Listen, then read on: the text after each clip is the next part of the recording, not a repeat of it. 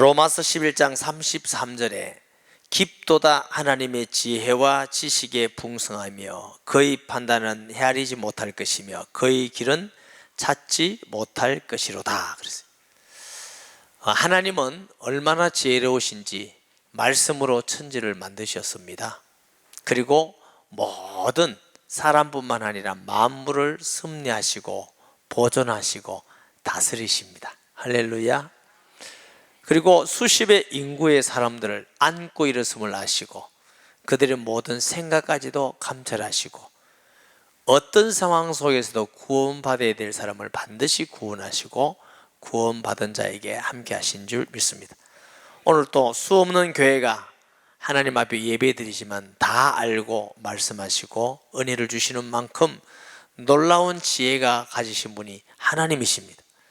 그 하나님께서 우리에게 몇 가지를 통해서 특별히 하나님의 지혜의 절정이 있습니다. 하나님의 지혜가 이렇게 엄청나고 놀랍구나. 그럼 첫째가 뭐냐면 오늘 본문에 있듯이 하나님은 그의 아들을 이스라엘에게서 보내게 하셨습니다. 유대인들에게서 났는데 유대인들은 막상 그 그리스도를 받아들이지 않습니다. 여러분, 유대인들은 수천 년 동안 오실 그리스도를 기다렸습니다. 그 조상들을 통해서 수없는 예언을 하고 하나님은 창세기 3장 15절에 여자의 후손이 올 것이다. 아브라함을 통해서 너희 씨로 천하 만민이 복을 받을 것이다. 모세를 통해서 너와 같은 선지자가 올 것이다. 다윗을 통해서 너희 후손으로 그리스도가 올 것이다. 이사야를 통해서 그는 이새의 줄기에서 나는데 하나님이라고 영존하시는 아버지를 할 것이고 그가 오면은 우리를 위해서 십자가에 죽을 것이다. 그가 찔림은 우리의 허물 때문이요 그가 상함은 우리의 죄악 때문이다. 마지막에는 말라기를 통해서 그가 오시기 전에 엘리야가 먼저 오리라 이렇게 예언될 만큼 유대인들의 꿈은 메시아가 오는 겁니다. 메시아 대망사상. 그런데 막상 메시아가 왔는데 받아들이질 않습니다. 말씀으로나 표적으로나 말씀의 성취로나 그리스도가 오면은 안진뱅이가 일어나고 벙어리가 말을 하고 장님이 보고 개무리가 듣고 가난한 자에게 복음이 증거되고 엄청난 약속들이 있는데 오히려 받아들이질 않습니다. 그리고 예수님을 십자가에 못 박고 핍박을 해서 사도행전 11장에 보면은 그 핍박을 피해서 믿는 사람들이 구브로와 베니게와 안디옥까지 가서 복음을 전해서 세워진 교회가 그 안디옥 교회입니다. 이 바울이 또 유대인이기 때문에 유대인에 대한 사랑하는 마음이 있어서 늘 유대인들만 전하기를 원하는데 사실 바울의 사명은 이방인의 사도지요. 그래서 그 소아시아, 지금 터키 지역입니다. 터키 지역에서 복음을 전하는데 마케도니아, 요즘 말이 많은 그리스 지역에서 부릅니다. 우리를 와서 도와라. 이게 하나님의 뜻인 줄 알고 사도행전 16장에 비로소 아시아에서 복음이 그리스로 마케도니아로 넘어갑니다. 그 복음이 로마를 통해서 전 유럽에 전파되고 영국을 통해서 아메리카에까지 복음이 전거되고 아메리카에서 이제 동양으로 복음이 되고 동양에서 자꾸 서쪽으로 우리가 생각할 때 모슬렘이 저기 언제 복음화 되겠나, 예수 믿는다기만 하면 죽이고, 지금도 이제 그렇죠. 그렇지만 모슬렘이 균열이 일어나기 시작합니다. 복음이 증거되고 레디오를 통해서 선교사를 통해서 책자를 통해서 믿는 사람들이 많이 돌아오고 있다는 선교사님들의 이야기입니다. 그리고 이 복음이 모슬렘을 건너서 이제는 예루살렘까지 복음이 증거될 줄 믿습니다. 그런데 유대인으로 온 그리스도께서 유대인들이 핍박하니까 복음이 어때요? 이방인으로. 이방인이 충만한 수가 차기까지 그랬죠.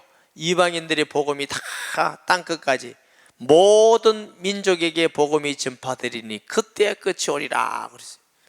그러면 이제 유대인들이 볼 때는 아니 그리스도는 우리 조상이고 하나님이 우리 민족에게 보낸다고 했는데 오히려 저 이방인들이 예수 믿고 구원받고 복받고 아니 우리도 믿자 이렇게 시기가 난다는 거예요. 시기가 나서 마지막에는 유대인들도 믿고 돌아온다. 이것이 성령 충만 받은 바울의 증거입니다. 하나님의 지혜는 유대인에게 복음이 전거되고 유대인에게 끝나면은 모든 인류가 구원을 못 받겠죠. 이 유대인이 복음을 거부해요. 거부하는 걸 통해서 온 인류가 예수님이 구주 되심을 듣게 하시고 나중에는 시기 나서 이스라엘까지 구원받게 하는 것이 하나님의 지혜라는 말씀입니다. 그것이 오늘 13절에서 36절까지 있는 말씀입니다. 자, 내가 이방인이 너에게 말하노라. 내가 이방인의 사도인 만큼 내 직분을 영광스럽게 여기노라. 내가 이방인의 사도지만 이는 혹 내 고력을 아무쪼록 시기나게 하여 그들 중에서 얼마를 구원하려 함이니라.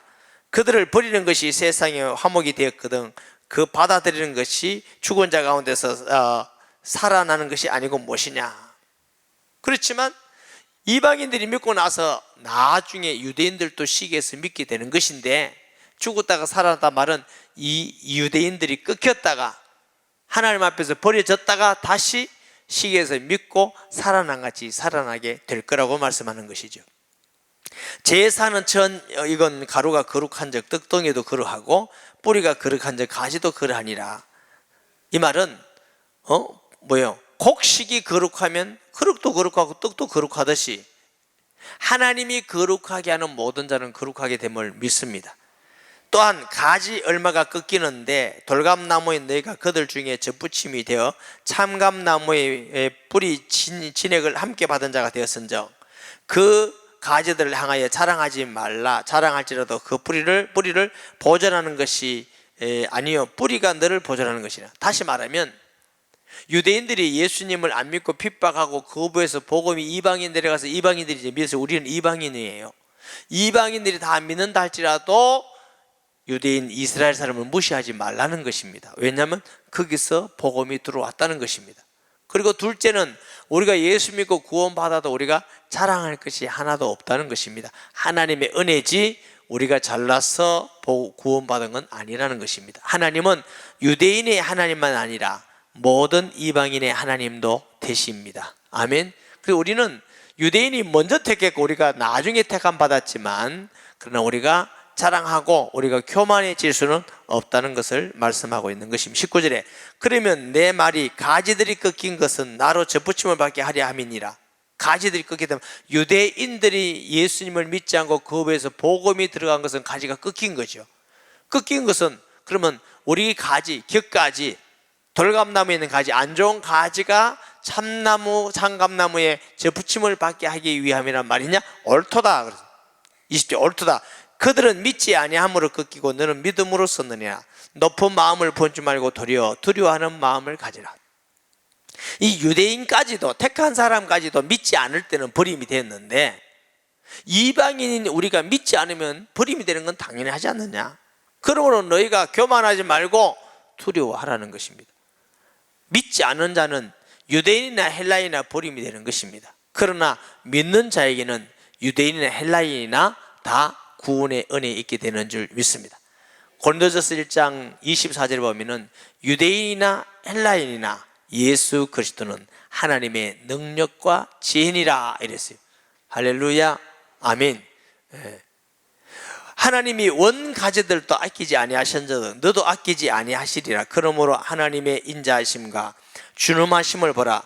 넘어지는 자들에게는 준엄하심이 있으니 너희가 만일 하나님의 인자하심에 머물러 있으면 그 인자가 너희에게 있으리라. 그렇지 않으면 너도 지키는 바가 되리라. 여러분, 하나님의 사랑 안에 믿지 않으면 하나님의 준엄이 나타나요. 하나님의 공의가 나타나요. 심판이 나타나요.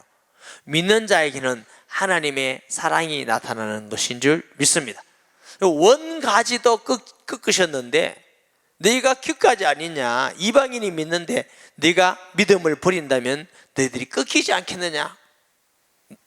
자, 우리가 여기서 하나 궁금한 게 있습니다. 목사님, 우리가 어떤 성경에 보면 예수 믿으면 우리 이름이 하나님 나라에 기록이 되어 있고 우리 안에 성령이 계시면 영원히 떠나지 않는다는데 또 꺾이고 자른다는 것은 무엇입니까? 여러분, 하나님의 말씀은 중심이 있어요. 격가지가 있어요. 중심되는 말씀은 하나님이 우리를 구원하심에 하나님의 구원이기 때문에 아무도 뺏을 수가 없습니다. 요한복음 10장 28절 내가 저에게 영생을 주니 영원히 멸망치 않을 터요 저희를 내 손에서 뺏을 자가 없느니라. 이유는 왜?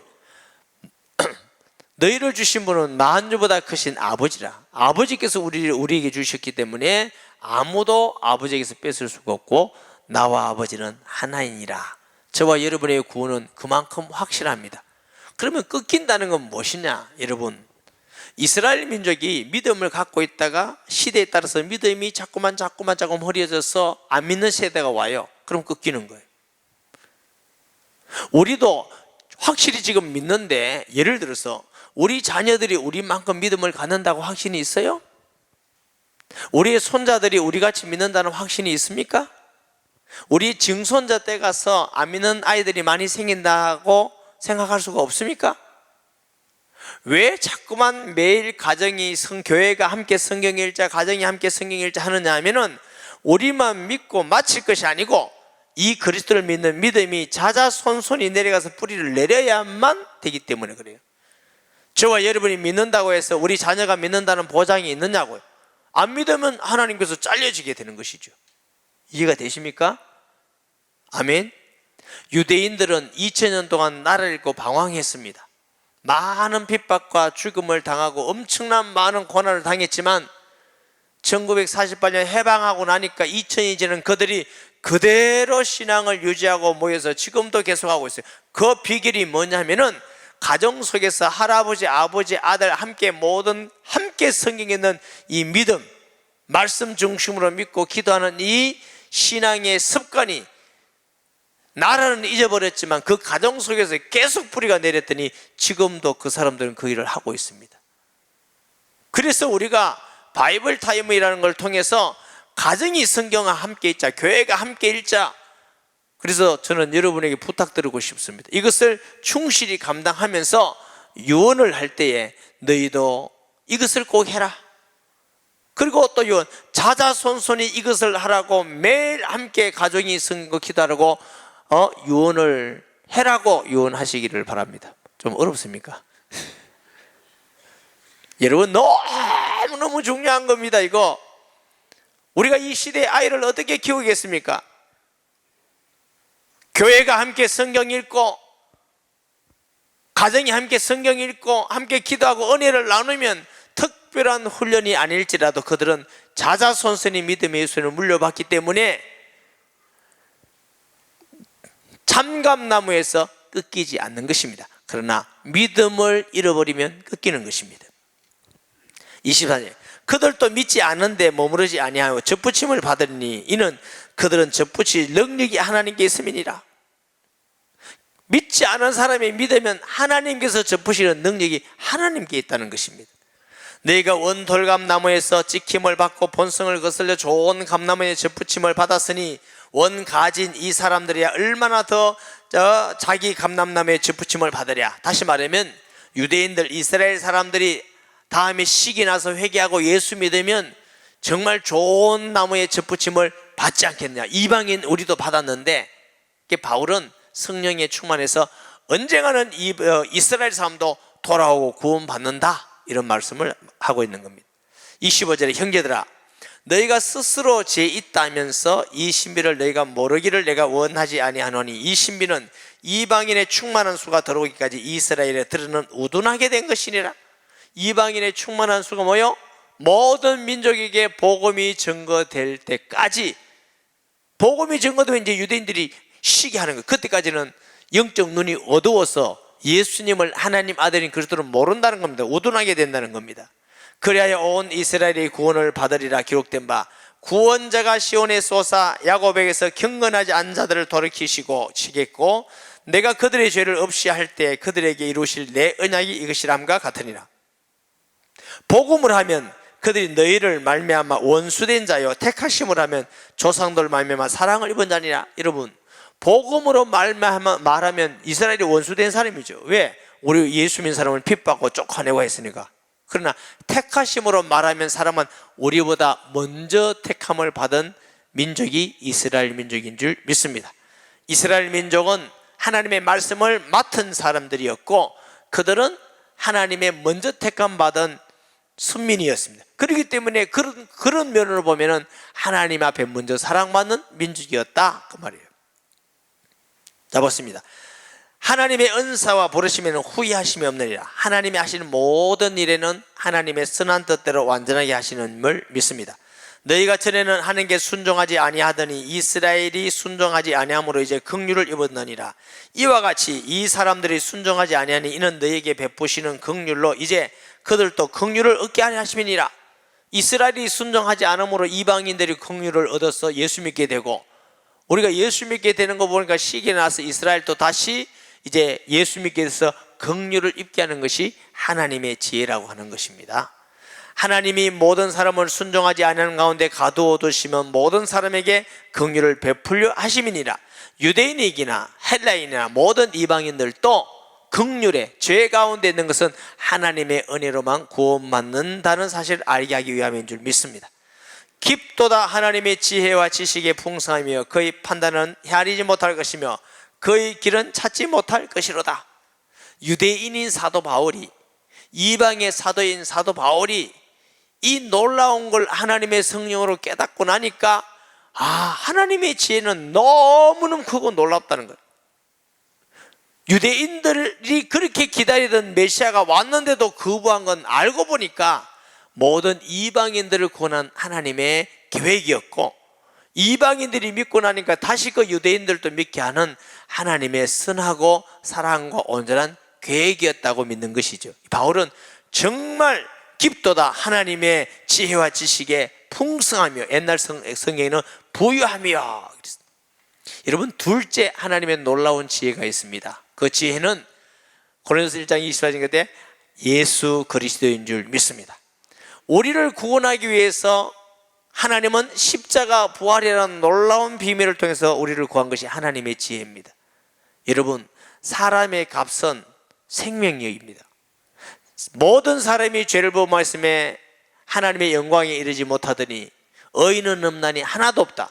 모든 사람은 하나님을 반역하고 죄 가운데, 저주 가운데, 사단의 권세 아래 지옥 가운데 우리를 하나님이 사랑하셔서 구원하기 위해서 뭐가 필요하냐? 하나님은 공의로운 분이기 때문에 죄 없는 피가 필요합니다.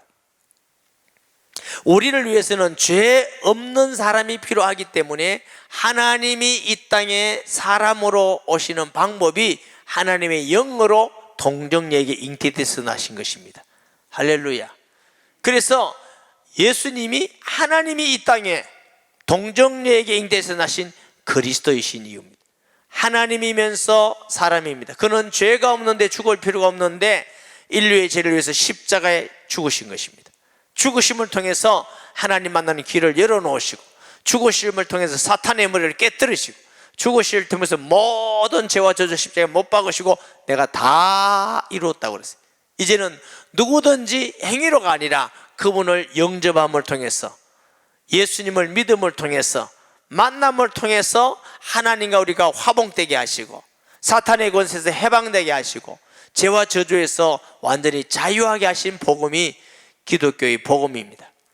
그리고 하나님이 이 땅에 오셔서 십자가에 죽으시고 우리를 위하여 살아나실 뿐만, 죄 없기 때문에 다시 살아나시고 그는 승천하셔서 다시 하나님의 자리로 가셨습니다. 그리고 우리 약한 우리를 아시고 영원히 멸망하지 않도록 하기 위해서 성령으로 우리에게 계시면서 우리를 보정하셨습니다. 할렐루야. 얼마나 놀라우십니까? 십자가의 복음, 십자가와 부활의 복음은 얼마나 놀라운 하나님의 지혜인지, 하나님도 의롭고 우리도 의롭고 누구든지 믿는 자마다 구원을 받게 하시고 끝까지 우리를 승리하시기 위해서 주의 성령으로 우리와 함께 하시는 놀라운 비밀입니다. 저는 이 십자가와 부활의 진리를 생각할 때마다 얼마나 오묘하고 얼마나 놀랍고 얼마나 감사하고 얼마나 감격적인지. 이 길 외에는 저주에 빠져있고 죄악 빠져있고 사탄의 권세에 빠져있는 사람들이 구원받을 길은 영원히 없습니다. 할렐루야. 그래서 십자가 부활의 진리를 예수라고 합니다. 예수는 하나님의 능력과 지혜니라 그랬어요. 이 사실을 정말로 믿고 깨달은 사람은 예수 안 믿을 수가 없습니다. 믿다가 우상숭배하러 갈 수 없습니다. 믿다가 나는 안 믿다 없습니다. 절대로 그럴 수가 없습니다.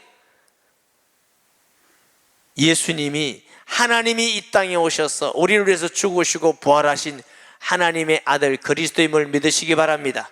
그분을 내가 주로 영접할 때 내 공로가 아니라 하나님의 은혜로 하나님의 자녀가 되고, 자녀이면 또한 상속자라고 했어요. 지난번에 로마서 할 때 말씀드렸죠. 우리는 피조물이었어요. 그리고 우리는 피조물 중에서도 죄를 짓고 하나님을 떠난 자들이었어요. 성경 로마서 5장 8절에는 우리가 원수된 우리라고 그랬어요. 우리가 무슨 하나님의 자녀 될 자격이 있고 천국 갈 자격이 있고 하나님이 함께할 자격이 있고 은혜와 복을 받고 행복하게 살 자격이 있습니까? 전혀 없습니다. 그런데 하나님은 우리를 얼마나 사랑하시는지, 하나님이 이 땅에 오셔서 십자가에 죽으심으로 우리를 피조물의 수준이 아니라 하나님의 자녀, 신의 자녀가 되게 하실 뿐만 아니라 하나님 나라의 상속자가 되게 하셨습니다. 할렐루야. 그리고 우리 속에 주의 영으로 계셔서 끝까지 보정하시고 지키시고, 여러분 속에 하나님의 성령이 계시면 여러분은 하나님의 자녀이고 예수님은 하나님의 아들이고 그리스도이십니다. 성경 말씀은 사실인 것입니다. 할렐루야. 이 사실을 우리는 믿지 않을 수가 없는 것입니다. 그래서 십자가의 복음은, 십자가의 도는 하나님의 지혜다. 세 번째 하나님의 지혜는 무엇이 하나님의 지혜냐? 주님의 가르침입니다. 주님은 십자가의 죽으심을 통해서 사망 권세를 깨뜨리시고, 주님은 사랑을 통해서 원수를 이기게 하시고, 주님은 용서를 통해서 사람을 구원하시고, 섬김을 통해서 높아지게 하시고, 여러분, 예수님의 가르침이 세상을 이기는 지혜인 줄 믿으시기 바랍니다. 악한 원수 마귀는 사람들을 속입니다. 세상 사람들의 생각대로 사람을, 옆에 있는 사람을 밟아야 내가 승리하게 된다, 속이는 것입니다. 내가 나누면 나는 가난해진다, 속이는 것입니다. 예수 믿는 사람은 어리석고 바보다, 속입니다. 속지 마시기 바랍니다. 주님의 방법은 하나님을 경외해야 하나님의 은혜와 복을 받아요. 예수 안 믿는 사람은 하나님 믿는다고 되나 내 힘으로 살면 되지, 우리가 사람의 노력이 필요하고 중요합니다. 그러나 사람은 아무리 노력해도 한계가 있는 것입니다. 할 수 없는 것이 있습니다. 하나님을 경외하는 자에게 하나님이 은혜를 주시는 것입니다. 내가 일하는 것도 열심히 하는 것보다 더 중요하지만 우선은 예배드리는 게 더 중요해요. 먼저 그 나라와 의를 구하라 그랬어요. 내가 노력도 중요하지만 주님을 의지해서 기도하는 게 문제예요. 아멘. 내가 낮아지는 것이 승리하는 길입니다. 높아지는 것입니다. 내가 나누어 주는 것이 부유해지는 길입니다. 아멘. 우리가 전도하고 선교하고 물질을 나누고 풍성해지는 길입니다. 아멘. 제가요, 개척교회 할 때에 월세를 못 낼 때가 있었어요. 생활비는 아직 없고 전기세도 못 내고, 이러다는 교회 못 남겠다 이런 생각이 들어서 기도할 때인데, 우리 옆에 있는 어떤 교회는 저금을 조금씩 하더라고요. 몇십만 원씩, 한 달에 몇십만 원씩. 얼마나 부럽겠어요. 우리는 지금 모자랐는데. 제가 기도하는 중에 이런 생각을 했어요. 하나님, 우리도 한 달에 한 100만 원쯤 헌금할 수 있도록, 저금을 할 수 있도록 하나님 은혜를 달라고 기도하는 중에 이런 생각이 들었어요. 100만 원씩 모아서 뭐 할까? 계산을 해보니까 1년 모으니까 1200만 원, 10년 모으니까 1억 2천만 원. 제가 계산을 해보니까 평생 교회에서 모아봐서 100만 원 모아봐야 예배당 하면 못 치고 성경하면 못 하겠더라고요. 그래서 제가 X를 쳐서 이건 아니다, 이 방법은 아니다. 그 다음에 하나님, 우리가 월세를 주고 남는 게 있다면 전도하고 선교하겠습니다. 하나님을 기쁘게 하면 하나님이 복을 주시면 더 빠르지 않겠습니까? 그 생각의 변화가 딱 왔어요. 그 다음부터 하나님이 이제 그 후에 이제 은혜를 주셔가지고 좀 남게 됐어요. 그 다음부터 이제 선교를 하는 거예요. 선교하고 하니까 하나님이 자꾸 많이 주셨어요. 자꾸. 우리가 부산에 있을 때, 양산에 오실 때도요, 정말 어려웠습니다. 교회 운영이 안 되고 빚내가 운영했습니다. 그런데도 선교사님들에게 그 빚낸 돈으로 선교사에 성화비를 보냈습니다. 근데 하나님은 이제는 하나님이 조금 남게 하셔서 조금씩 갚아가고 있습니다. 아멘. 나는 여러분, 세상 방법을 하면 안 돼요. 하나님의 방법으로 하면 안 되는 것 같지만 하나님이 승리, 이게 성도들의 지혜여야 됩니다. 제가 얘기했죠. 어떤 교회를 사갔는데 그 교회가 우리에게 거짓말을 했어요. 교회가 의도적으로 거짓말한 건 아니고 잘 하려고 그랬는데 일이 안 돼가 거짓말이 되어버렸어요. 그럼 자기들이 잘못했으면 우리가 건물을 살 때 잘못했는 돈을 우리에게 주셔야 되잖아요. 배상해야 되잖아요. 하나도 배상 안 하고 우리가 개척교회 할 때 돈도 없는데 6천만 원 손해보고 나왔어요. 그거 6천만 원 손해보고 나오니까 월세도 못 주겠더라고요. 그런데 그분들이 안 주려고 하는 데는 저는 사올 수가 없었어요. 교회끼리 어떻게 사오겠습니까? 그러면 좋아하는 건 마귀만 좋아하지. 그래서 제가 하나님께 기도했어요. 하나님, 난 못 사오겠습니다. 교회끼리, 주님이 세우신 교회끼리 사올 수가 없고 또 저는 사올 용기도 없는 사람이니까 손해보고 가겠습니다. 그 대신 하나님이 이걸 갚아주셔야 됩니다. 이렇게 기도하고 나왔는데 죄송하지만 그 교회는 아직도 그대로고 우리는 엄청나게 부자가 됐어요. 이제 부자 됐다니까 아멘 하시는 거예요. 사람들 밑에 좀 어리석잖아요. 그러니까 어떤 성도는요, 저런 목사 밑에 있다면 망한다고 교회도 안 나고 나갔어요. 근데 하나님은 하나님의 뜻대로 하나님의 영광을 위해서 할 때 하나님은 장대하게 하시더라는 거죠.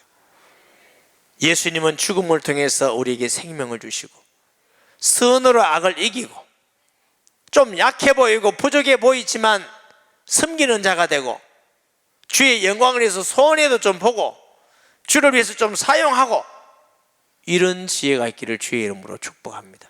이것이 세상을 살아가는 지혜예요. 하나님의 말씀이 때로는 세상하고 안 맞아 보이기도 해요. 이러면 될까 싶어요. 그렇지 않습니다. 하나님의 말씀은 하나님의 지혜이기 때문에 예수님은 말씀으로 사탄을 이기고 승리한 것입니다. 세상에 불신자들이 있는 논리가 맞아 보이지만 안 그렇습니다. 맞아 보이지만 틀립니다. 우리는 정말 하나님의 지혜를 알고 천지를 만든 분도 하나님이요 역사의 주인공도 하나님이요 마음을 움직이는 분도 하나님이시기 때문에 그 하나님의 말씀을 사람들 때는 미련해 보여도 믿고 나아가는 것이 지혜인 줄 믿으시기 바랍니다. 네 번째, 하나님의 지혜는 전도의 미련한 것으로 구원하기를 기뻐하셨도다 그랬어요.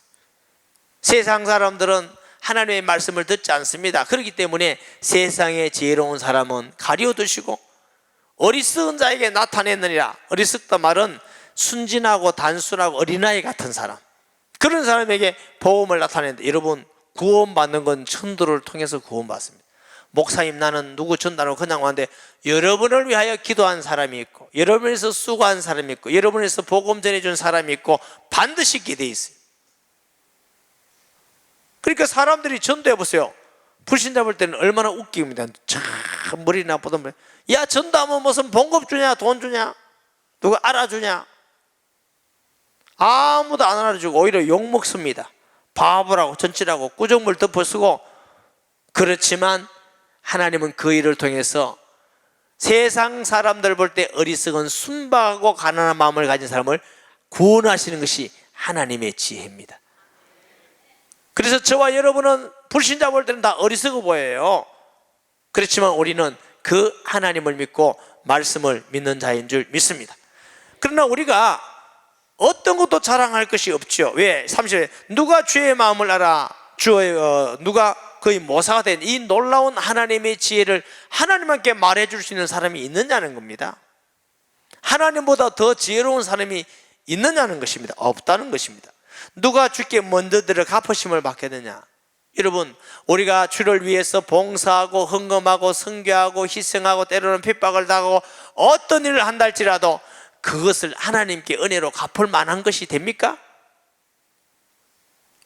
우리는 생명을 주께 바친다 할지라도 하나님께 하나님 내 생명 바치시는 게 이제 갚았습니다 할 수 있는 것이 하나도 없습니다. 왜? 모든 것이 하나님의 것이기 때문에 그렇습니다. 우리의 생명도 하나님의 것이고 물질도 하나님의 것이고 은사도 하나님의 것이고 지혜도 하나님의 것이고 하나님으로부터 오지 않는 건 하나도 없습니다.